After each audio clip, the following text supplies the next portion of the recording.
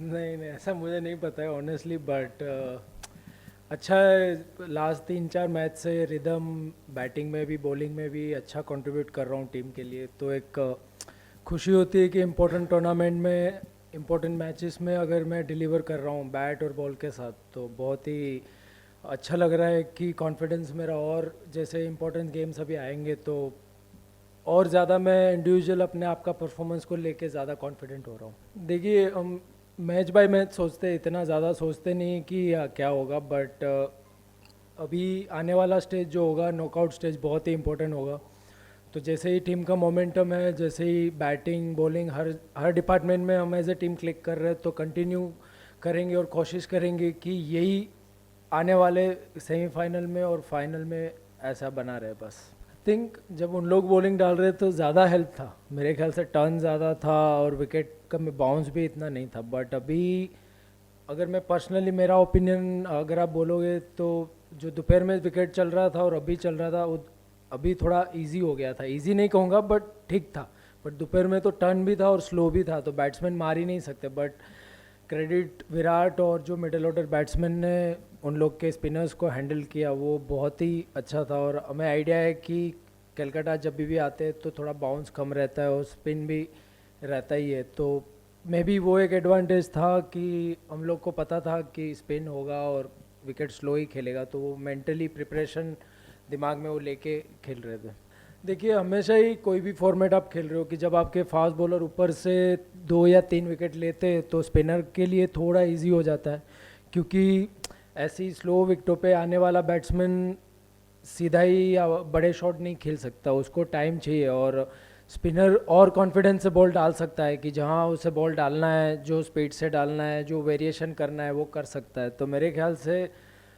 अच्छी बात है कि हमारे तीनों फास्ट बॉलर हर एक मैच में हमें 2-3 विकेट लेके दे रहे, बल्कि कभी कभार ज़्यादा भी दे रहे, तो अच्छा है। और होपफुली बस ये आने वाले नॉकआउट स्टेज में ऐसा ही परफॉर्मेंस टीम अगर हमारा ऐसे खेलेगी तो बहुत ही अच्छा होगा। बर्थडे और इंडिया के लिए खेलने से कोई कुछ भी चीज़ रिलेटेड नहीं है। जब भी इंडिया जर्सी में हम खेलते हैं तो हर एक दिन बर्थडे ही होता है, क्योंकि बहुत कम लोगों को मौका मिलता है इंडियन जर्सी पहनने के लिए, तो बहुत ही बड़ी बात होती है। बट नहीं, अगर बर्थडे के दिन अच्छा परफॉर्मेंस किया और टीम जीती हो तो और वो डबल स्पेशल हो जाता है। और जैसे आपने पूछा कि कोई टफ मैच क्यों नहीं बना, तो अच्छी बात है कि टफ मैच बनना भी नहीं चाहिए। सामने वाली टीम अगर खेलने आए तो उनको लगना चाहिए कि वो और प्रेशर में और पैनिक कर जाए, कि उनका जो प्रिपरेशन है कि भाई ये इंडिया के सामने खेलने जाएंगे तो उनकी टीम बहुत ही ज़बरदस्त परफॉर्म कर रही है बैटिंग बॉलिंग फील्डिंग में, तो यही होना चाहिए। और मैं कहूँगा कि ये वाला जो अभी स्टेज आएगा वो तो और इम्पोर्टेंट है, तो अगर हम वन साइड मैचेस जीत रहे हैं तो सामने वाली टीम के ऊपर और दबाव बना रहेगा। नहीं अभी तक ऐसा कुछ है नहीं, बट जो भी मतलब 49-50 जो भी है ये घी थाली में गिर रहा है तो अच्छा है, कहीं बाहर नहीं जा रहा है, तो चलते रहने दो और क्या है उसमें। और खुशी की बात है कि इम्पोर्टेंट गेम्स में और इम्पोर्टेंट टूर्नामेंट है और ये वर्ल्ड कप इंडिया में हो रहा है, तो जितना भी रिकॉर्ड टूटे रन्स बने विकेट ले सब हमारे लिए अच्छा ही है, तो बस चलने दो, नज़र मत लगाना किसी की। देखो मैं तो खुश तो बहुत ही हूँ, और आपने कैप्टन की बात कही तो मैं तो पहले मैच से ही कैप्टन की तरह ही सोचता हूँ, बट बना नहीं हूँ वो अलग बात है। बट ऐसे ऐसे ऑलराउंडर का रोल यही होता है कि अगर कोई ऐसी टफ सिचुएशन में थोड़े 30-35-40 रन बनाने पड़ते और जब पार्टनरशिप लगी हो तब एक आधा विकेट आउट करके पूरा गेम चेंज कर सकते हैं, तो वही उनका रोल होता है। और कोशिश मैं यही करता हूँ कि इम्पैक्टफुल परफॉर्मेंस रहे मेरा बैटिंग में या बॉलिंग में, जब टीम को ज़रूरत हो कोई भी डिपार्टमेंट में। और फील्डिंग तो मैं कभी भी ग्रांटेड नहीं लेता हूँ, मुझे भी लगता है कि मेरे से भी कैच छूट सकती है, तो मैं और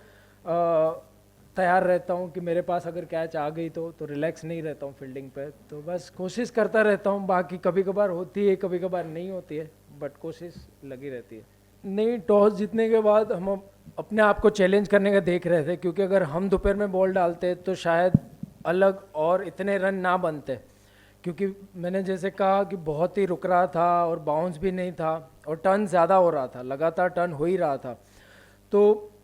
एक चैलेंज अपने आप को करने वाली बात थी कि हम पहला बैटिंग लेके सेकंड अगर ड्यू भी आ जाता है तो ड्यू के साथ हम कैसे बॉल डाल सकते हैं,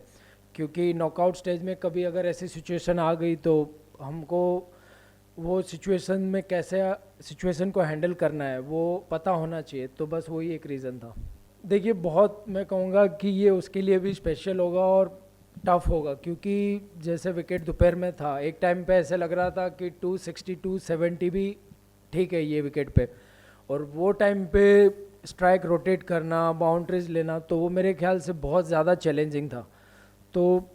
स्पेशल मैं कहूँगा कि जब टीम एक टाइम पे रन नहीं आ रहे थे, उनके दोनों स्पिनर ठीक बॉलिंग डाल रहे थे और उसके सामने स्ट्राइक रोटेट करके बाउंड्रीज करके और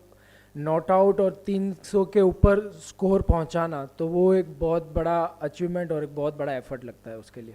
देखिए वाइट बॉल में कभी कभी क्या होता है ना कि ड्यू का फैक्टर आने से जो सिचुएशन होती है वो पूरी डिफरेंट हो जाती है। अगर मैं कहूँ कि दोपहर में अगर हम बॉलिंग डालते और रात को ड्यू आ जाता तो शायद बॉल स्पिन ना भी होता, जो दोपहर में इतना बॉल घूम रहा था। तो कभी कभी वाइट बॉल में ड्यू का बहुत मेन कारण रहता है कि उसकी वजह से कोई भी नॉर्मल टीम भी बड़ी लगती है, और ड्यू नहीं आने से और अपनी फेवर में सब चलने से कोई भी बड़ी टीम लगती भी नहीं है कि इसको तो ऐसे ही हरा देंगे। तो वो सब चीज़ बहुत फैक्टर करता है, और कौन से सिचुएशन में आप क्या आपका गेम प्लान आप बनाते हो वो भी बहुत बड़ा मैटर करता है।